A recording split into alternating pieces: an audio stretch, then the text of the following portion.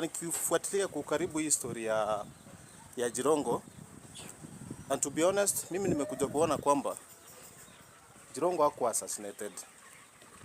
Hakuna kitu kama political assassination hapa. Hakuna. Jirongo mwenyewe amekuwa na historia ya reckless driving. Anaendesha gari akiwa mlevi. So, me personally thinking that Jirongo hiyo wakati ni kama alikuwa amelewa, akakuja akaendesha gari vibaya, basi akapata accident.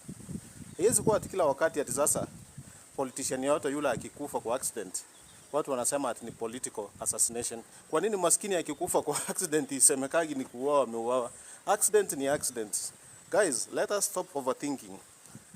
Wacha tuachie DCI kazi yao, wafanye kazi yao basi.